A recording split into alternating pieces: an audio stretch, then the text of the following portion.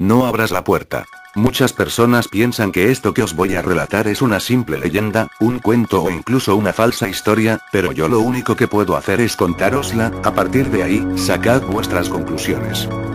Hace 2 años, estaban en su casa, tan tranquilos, María, una señora de 40 años que se había divorciado recientemente, con su hijo pequeño de tan solo 8 años. Como era de costumbre, María se tenía que ir todas las noches a trabajar, era una mujer con muchas responsabilidades tanto en su trabajo como en su casa y no podía atender a su hijo en todo momento.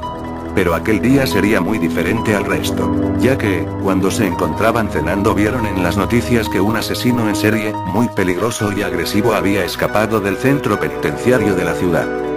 Lo más grave de la noticia no era que este interno hubiese escapado, lo peor era que había sido visto a pocas manzanas del hogar de la familia.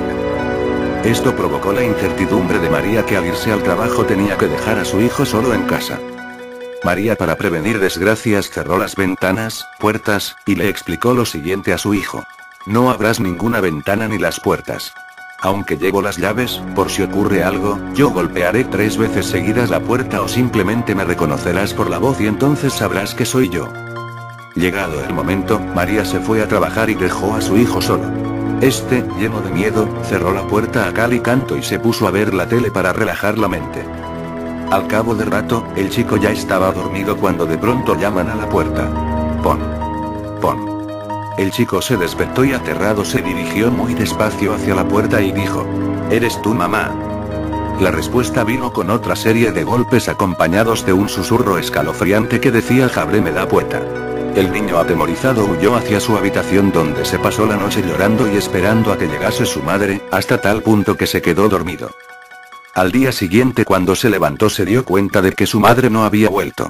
Y aún con miedo se dirigió a la puerta que conducía a la salida de la casa y se encontró a su madre con las piernas cortadas. Por lo que no pudo llegar al timbre, la lengua cortada. Por lo que no le pudo reconocer la voz y totalmente ensangrentada. Desde ese día este chico tuvo que ser hospitalizado en un psiquiátrico y no pudo dormir sin sufrir constantes pesadillas. Alguien bajó tu cama. La citada historia le sucedió a una niña de 9 años, hija única de padres de gran influencia en la política local. Esta niña tenía todo lo que hubiese querido y deseado una niña normal, con buena educación, pero con una soledad incomparable. Sus padres solían salir a fiestas de caridad y reuniones del ámbito político, y la dejaban sola. Todo cambió cuando le compraron un cachorro de raza grande para que cuidase a la niña cuando creciera. Pasaron los años y la niña y el perro se volvieron inseparables. Una noche como cualquier otra, los padres fueron a despedirse de la niña. El perro, ya acostumbrado a dormir con la niña, se tumbaba abajo de la cama.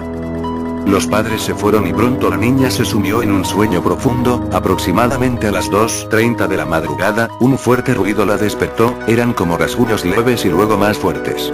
Entonces, temerosa, bajó la mano para que el perro la lamiese. Era como un código entre ella y el perro. Al sentir su lengua en la mano se tranquilizó y durmió otra vez. Cuando se despertó por la mañana descubrió algo espantoso. En el espejo del tocador había algo escrito con letras rojas. Cuando se acercó, vio que era un rastro de sangre que decía así: no solo los perros lamen. Entonces dio un grito de terror al ver a su perro desangrado en el suelo de su habitación. Se dice que cuando los padres la encontraron, ella no decía otra cosa más que: ¿quién me lamió? Y decía el nombre de su perro. Se volvió loca y hasta la fecha está en un manicomio, y sus padres, tratando de olvidar lo que hallaron en el cuarto y a su hija, se fueron al extranjero. La incógnita más grande es, según los que fueron a investigar al cuarto de la niña, el perro ya estaba muerto, desangrado en el suelo, desde hace horas. ¿Quién le lamió la mano a la niña debajo de la cama? La chica de la curva. Pasaban 15 minutos de las 9 de la noche cuando Cobos decidió irse. Llevaba varias horas delante de la pantalla del ordenador, sin apenas pestañear, y pensó que ya era hora de marchar a casa. Fuera, en la calle, ya había anochecido hacía un buen rato. El viento soplaba con una fuerza inusitada, como antesala de una tormenta que estaba a punto de llegar. Antes de cerrar la oficina con su llave, tecleó en la pequeña consola la clave para activar la alarma electrónica. Esperó unos segundos tras cerrar la puerta hasta que escuchó un pitido agudo que indicaba que la alarma quedaba en servicio, y con un gesto instintivo se echó la gabardina por encima de los hombros. El frío arreciaba y empezaba a lloviznar.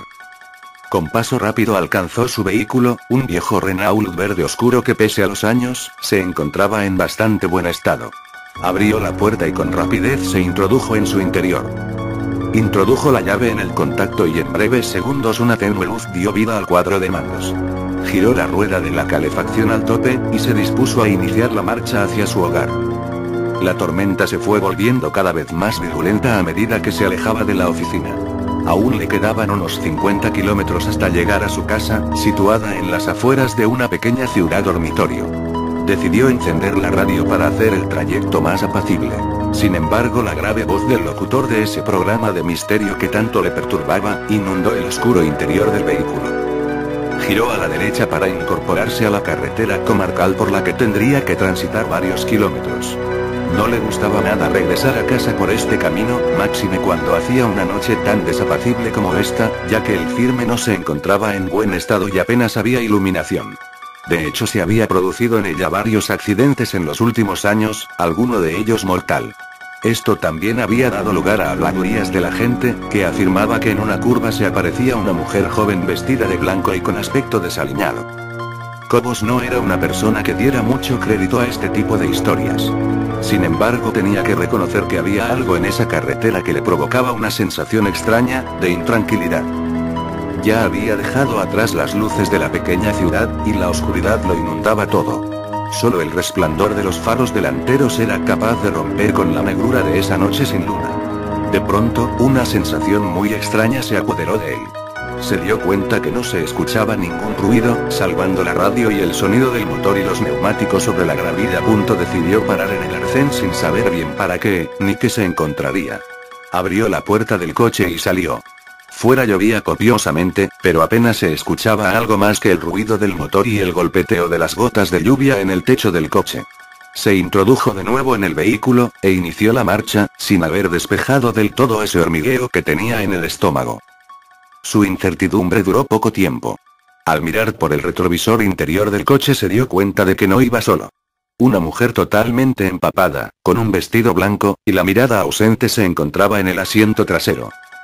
Era imposible que se encontrara allí, el vehículo solo tenía dos puertas y de ninguna forma se podía acceder a la parte trasera, salvo por la puerta del lado del conductor, ya que la otra se encontraba averiada desde hacía varios días y no se podía abrir. Su corazón empezó a latir aceleradamente. Frenó en seco y con sus manos se tapó el rostro, con la esperanza de que todo fuera fruto de su imaginación. Sin embargo, al volver a mirar por el retrovisor, la figura seguía sentada en el mismo lugar. Cobos se giró y balbuceando preguntó a la mujer quién era, y qué hacía allí. Sin embargo, esta no articuló palabra. Su mirada seguía perdida Dios sabe dónde. No podía ser. No podía estar nadie allí. No podía ocurrir que esa vieja historia de la mujer de la curva le estuviera ocurriendo a él. No creía en ese tipo de tonterías. Decidió salir del coche y echar un vistazo desde fuera. Tenía que ser fruto de su imaginación. Asió la palanca de la puerta con la mano dispuesto a abandonar el coche, y de repente sintió una fuerte presión en el cuello. Notó como dos manos frías como el acero le presionaban impidiendo el paso de aire a los pulmones. Miró sorprendido por el retrovisor y la imagen que vio le provocó pánico. La mujer ya no tenía esa mirada fría y distante, sino todo lo contrario, los ojos parecían que se iban a salir de las órbitas y reflejaban un odio que nunca había visto en ninguna otra mirada. Intentó zafarse de las manos de la mujer pero le resultó imposible. Poco a poco, a medida que el oxígeno apenas llegaba a sus pulmones, fue perdiendo la consciencia, seguro de que iba a morir, pero sin entender aún por qué. Hasta que la mujer aproximó sus labios y dijo con una voz carente de expresión: nos veremos en el infierno, donde estoy desde aquella noche que me atropellaste en la curva que acabamos de pasar. ¿Recuerdas? Fueron las últimas palabras que escuchó. Después reinó la oscuridad más absoluta.